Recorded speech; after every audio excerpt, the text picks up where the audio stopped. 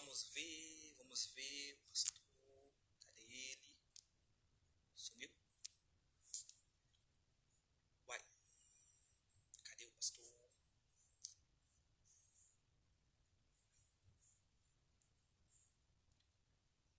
Cadê o pastor? Pastor? Olá, pastor Dantas, aqui.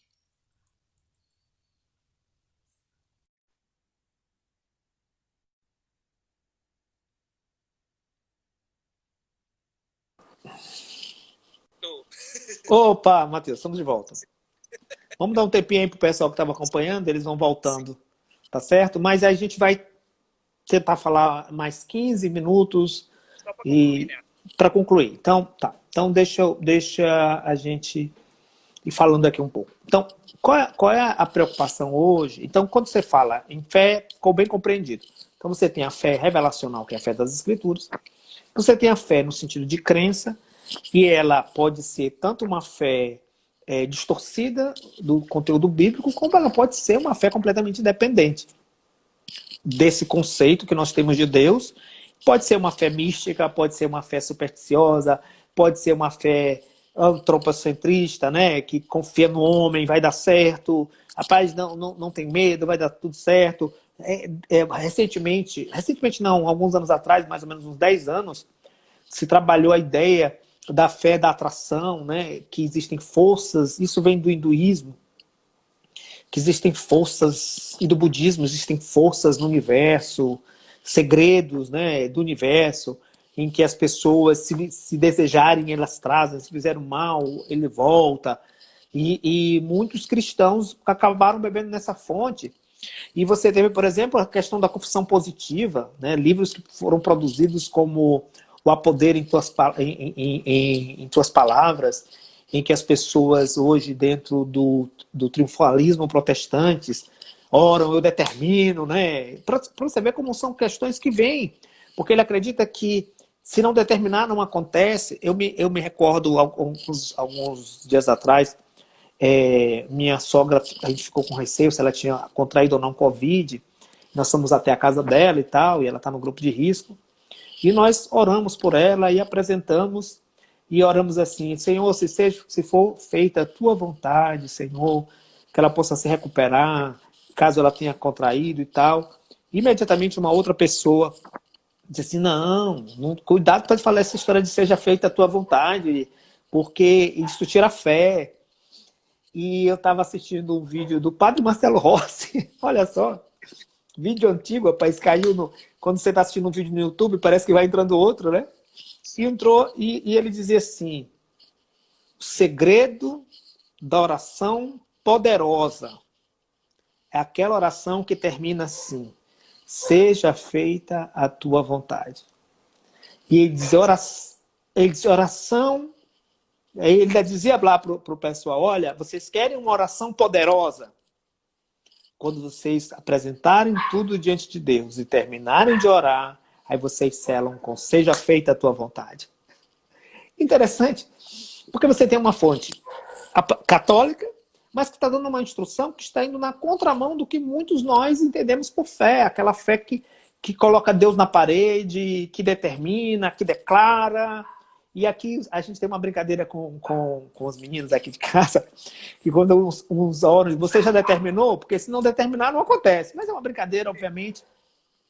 Então, esse tipo de fé não é a fé genuína revelada das Escrituras. Ao mesmo tempo, há também diversas acomodações para a ideia de razão. Muitas pessoas acreditam que a razão é só a razão científica, né? Então, assim, não, inclusive você viu agora a questão do coronavírus, né? Muita gente diz assim: olha, gente, esse pessoal está indo contra a ciência. Você via até, inclusive, cristãos colocando como argumento a ciência como resposta absoluta para todos os sofrimentos humanos e para o comportamento humano. Então, eu vi muitos cristãos postando e tal, isso, aquilo, outro, e essa não é uma crítica ao isolamento social, que é importante, à higiene, aos grupos de risco, e aqueles que puderem trabalhar com cuidado. Não é isso. Eu estou dizendo o seguinte, que você viu cristãos assumindo bandeiras do racionalismo científico, que muitas vezes você não vê assumindo posturas em relação à fé bíblica. De dizer assim, olha, nas escrituras dizem que nós devemos manter a obra de Deus. Então, nós devemos agir segundo as escrituras. Mas você viu pessoas, cristãos, olha, a Organização Mundial de Saúde publicou um resultado que é ciência, que é científico, e sobre o qual nós devemos todos nos mudar, todo o nosso cenário, etc. e tal. Crítica a esse tipo de pensamento, não pelo pensamento em si, porque eu acredito que a ciência ela vem a serviço do ser humano, mas a própria razão científica, ela se questiona o tempo todo. Eu não sei se foi por falta de comunicação ou pela novidade do vírus para o nosso século, é que muitas pessoas levaram as orientações da ciência, que é mutante o tempo todo, como se fosse aquela profecia de culto de oração, vai ter que casar com fulano, e tem que casar. E não houve filtro mesmo no meio de nós cristãos, porque a ideia da ciência é que ela seja um espaço de observação atual, situacional, e ela vai constantemente se reelaborando a partir dos questionamentos que ela mesma faz.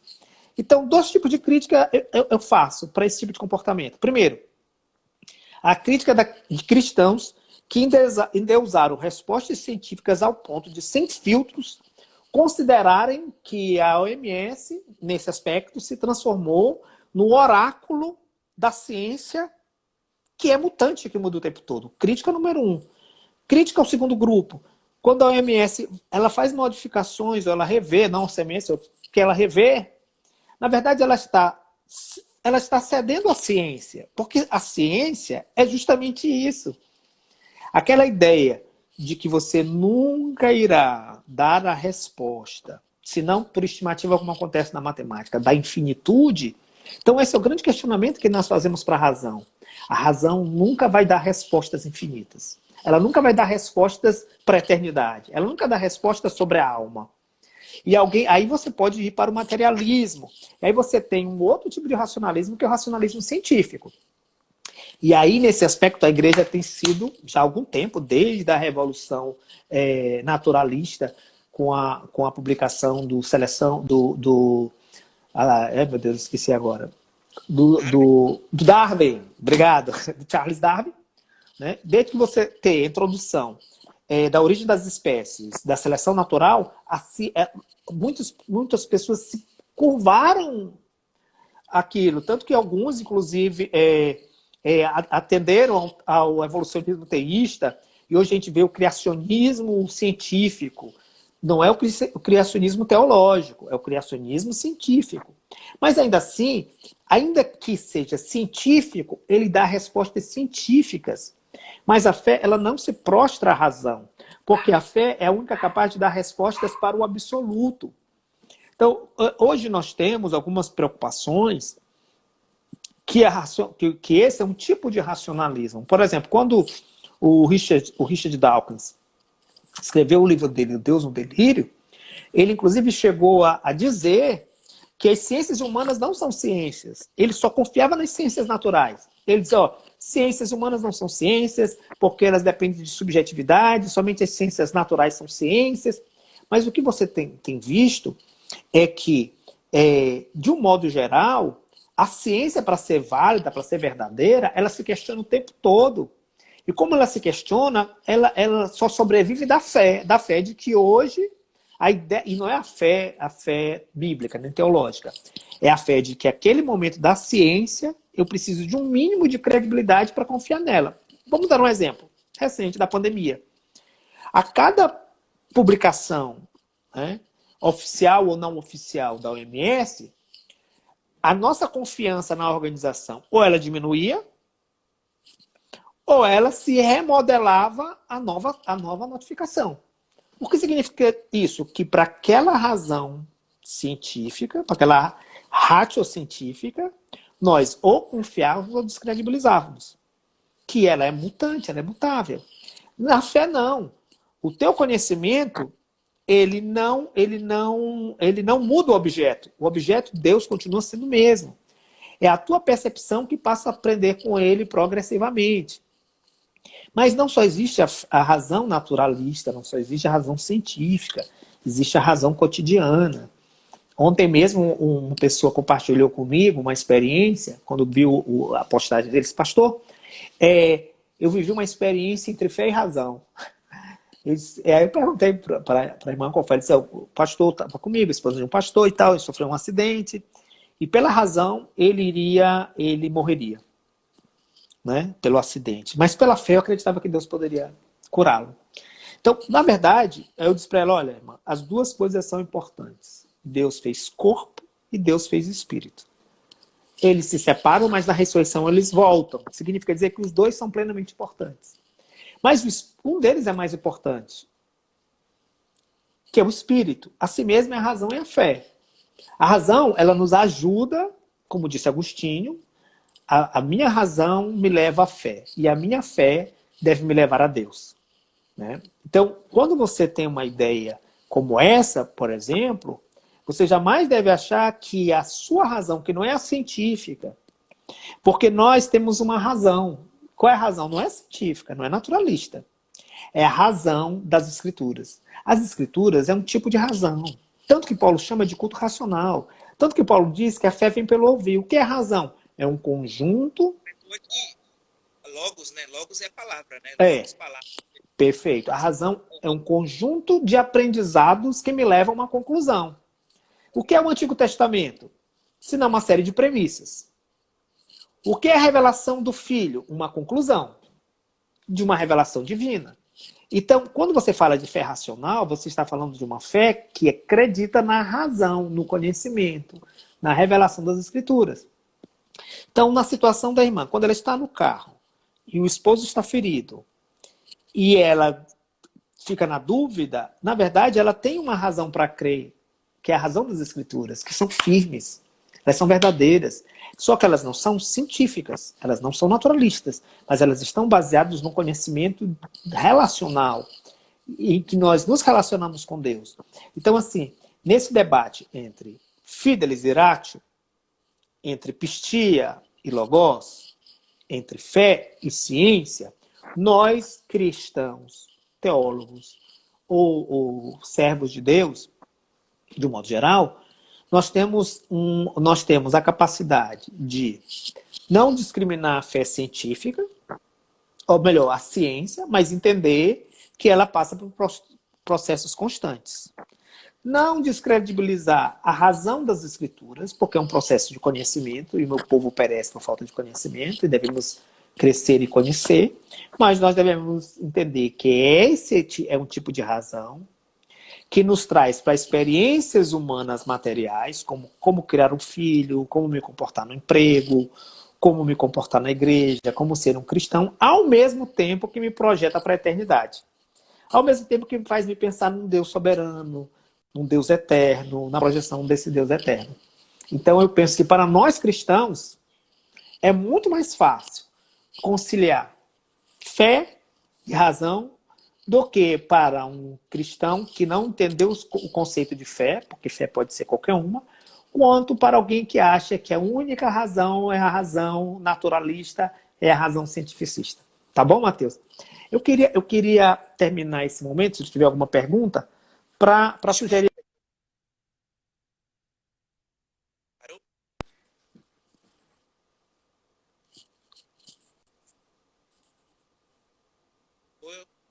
Acho que parou.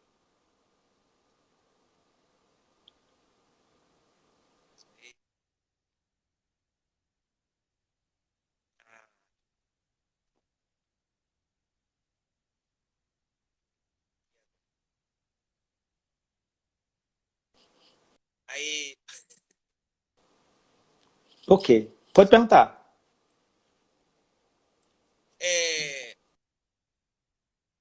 existe uma frase, né, que se falam que é de Agostinho, mas não sei, nunca vi, né, escrito em algum livro dele. Né? Ele diz assim que a fé e a razão andam juntas. Sim. Mas a fé corre mais rápido. Assim. Então... Quem falou? Não entendi quem falou. É atribuído a Santo Agostinho, mas eu não vi num livro dele. Eu vi em algum local. Sim, Né? sim. Tá. A fé e a razão andam juntas, mas a fé corre mais rápido. Então podemos dizer que a fé e a razão sempre vão andar juntas? Né? Ou na Não, nossa não, vida a não, fé... não, não. Novamente, os conceitos são importantes. Aquilo que Agostinho falou, sim, no Sermão 43, salvo engano, ele faz uma leitura de Isaías capítulo 7, versículo 9. Isaías capítulo 7, versículo 9.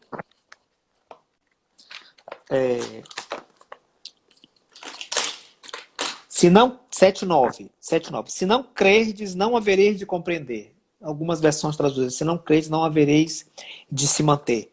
Então, o que o Agostinho está dizendo é que se não crermos, não compreenderemos.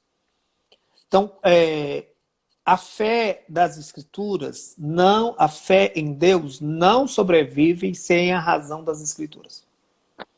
O que é a razão das Escrituras? O que é a razão das Escrituras? É aquilo que é conhecimento de Deus revelado nas Escrituras. Deus não se revela só nas Escrituras. Ele se revela no mundo, como disse Pascal. Mas ele se revela principalmente nas Escrituras, como disse Agostinho. Então, sem a fé, sem o conhecimento das Escrituras, a razão das Escrituras, a fé ela não sobrevive. Pastor, elas andam juntas? Sim, a fé das Escrituras e a fé de Deus, que é produzida por Ele em nós, elas andam juntas. A diferença é que, muitas vezes, a fé ela não tem todas as respostas racionais. Eu gosto de dizer que as Escrituras não têm todas as respostas. Elas têm todas as respostas que Deus quis me responder. Então, para as respostas que Ele não quis me responder, a fé daquilo que eu tenho deve ser suficiente para as respostas que eu não tenho. Eu não tenho resposta para isso, mas eu continuo crendo porque eu tive resposta para as outras coisas. Certo? E voltando para o Descartes, quando ele diz assim, cogito ergo sum, penso, logo existo. Na verdade, ele estava dizendo, quem puder ler Descartes, quem gostar de filosofia, ele está dizendo, penso em Deus, logo existo. Porque esse argumento do penso, logo existo, isso é todo baseado em pensar em Deus absoluto. Pode perguntar. Agora deixa eu fazer a última pergunta. Tá. Na questão, assim, agora falando sobre razão, né? Por exemplo, Santos Dumont, né? Ele, para nós, né, eu acredito que o senhor pensa assim, ele inventou o avião, né? O fato dele ter criado, estou usando só o exemplo dele ter criado o avião, isso foi um fruto da sua razão ou foi uma graça que ele recebe de Deus? Ou foi algo inato dele, né? Isso pode ser aplicado a qualquer inventor que inventou algo, né? Sim. Inclusive, mesmo sendo depravado, né, teologicamente falando, a depravação total, o homem tem essa capacidade de criar algo.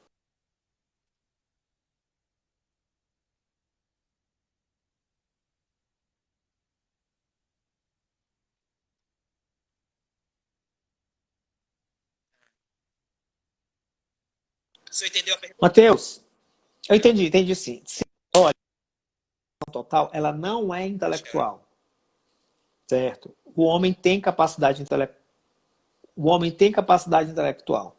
Ela, ao meu ver, minha opinião, ela só não consegue discernir a salvação sem a orientação do Espírito. Então, eu intelectualmente, um homem que não conhece a Deus, ele intelectualmente pode pensar em ser um homem honesto, ético, etc. Ele só não consegue raciocinar, ele sempre vai raciocinar ou com orgulho ou com desaproximação. Então, quando o Santos Dumont, qualquer outra pessoa, faz algum invento, primeiro, Deus que é soberano e presciente, ele já pensou que aquilo existiria antes. Então, se você pensar um celular hoje mais sofisticado que tiver, ele passou primeiro na mente de Deus. Como resultado do que Deus proporcionou, o homem vai, assim como o homem cuida da terra, Deus autorizou, lavra a terra. E hoje o homem lavra a terra de várias formas. Ele é um médico, ele é um cientista, ele é um inventor de aviões. Isso é o lavrar a terra, que Deus permitiu, biblicamente falando. Amém. Amém. Então, eu vou sugerir alguns que tem que ser rápido, tá? Sim. Esse é Francis Schaeffer, A Morte da Razão. Muito bom. É um livro mais antigo, da editora Fiel. Suíço, Francis Schaeffer é o mesmo que escreve A Verdadeira Espiritualidade. Ele vai fazer essa abordagem desde Tomás de Aquino até Agostinho. Ateísmo Remix, do Albert Moller. Ele vai trazer essas questões do ateísmo mais recente. Muito bom, viu? Jonas Madureira, Inteligência Humilhada. Falar sobre essa questão da revelação versus experiência humana. Cosmovisões e conflitos, monergismo e guerra de cosmos-visões. Também da monergismo. Vai tratar dessas questões tanto do ateísmo como das atuais visões sobre os relativismos em relação à fé. Aí mais recente sobre cientificismo naturalista. Fomos planejados do Marcus Eberlin. A gente teve a oportunidade de assistir palestras com o Marcus Eberlin muito boa, certo? Ele é muito descontraído, mas tem muito conteúdo. Do Max Berry, também traduzido pelo Marcus Eberlin. A Caixa Preta de Darwin. Outra sugestão, muito boa. Esse aqui é da Mackenzie, viu? Esqueci de falar. Ó. Mackenzie. A Caixa Preta. Do Marcus Eberlin. Antividência. Também da Mackenzie. Antividência é a ideia de que Deus colocou na natureza soluções para diversos problemas que estão lá. Significa dizer que Deus anteviu muitas coisas. Ele dá exemplos da natureza, diversos. Coisas que não poderiam acontecer do acaso, nem da evolução, mas que foram reloginhos que Deus guardou. Do Francis Collins, A Linguagem de Deus. Ele é evolucionista teísta. Ele não é criacionista, mas é um bom livro. É o homem do certo? genoma, né? Ele que é o homem, ele que foi o diretor do projeto Genoma. Dá para ler com filtro, viu? Porque ele não é criacionista, mas é cristão. Do Adato Lourenço, Gênesis 1 e 2. Adato Lourenço dispensa comentário, eu já estive com ele diversas vezes em palestras. O Dilúvio em Gênesis, também do Adalto Lourenço. Aí eu não vou mencionar, temos aqui, porque aí é só o pessoal que gosta de filosofia mesmo, né? Santo Agostinho, os pensadores, Santo Agostinho, Confissões e quais são os pensadores? Só se o pessoal gosta de filosofia mesmo, eu acho que é o mais basicão para o pessoal dar uma olhada nisso aí que a gente falou. Posso? Fazer uma oração para terminar? Tá. Deus, obrigado por esse momento que tivemos aqui. Obrigado pela oportunidade que o Senhor nos deixa de compartilhar um pouco do nosso conhecimento e daquilo que o Senhor, o Mateus, para estarmos discutindo nesses dias, nesse momento, Pai. Que o Senhor possa permitir que os teus servos reflitam sobre a importância das Escrituras e da verdadeira revelação da fé exclusiva, Pai, do Senhor que pode nos revelar. Por isso, Pai, nos abençoe em nome de Jesus. Amém. Pela disponibilidade. Deus abençoe. Amém, meu irmão. Deus abençoe. Eu que agradeço. Uma última perguntinha. Posso fazer uma última perguntinha? Amém. Eu vejo que o senhor tem a camisa do Batman. Do Batman. Sim. Eu vejo que o senhor tem a camisa. É porque o senhor parece com o ator antigo do Batman? Eu não sei, rapaz. Eu acho que é coisa da minha juventude, né? Aqui eu tenho um espaço aqui. Eu gosto de HQ. Eu tenho aqui uma coleção de HQ. Então é um personagem. O ator que fez o Batman nos anos 90, lembra um pouco... Michael Keaton. Foi o Michael Keaton. Exatamente. Eu acho que hoje ele parece comigo, mas na época eu era muito novo, acho que eu não parecia nada com ele, eu tinha mais cabelo e tal. Tchau. Tchau, Deus abençoe.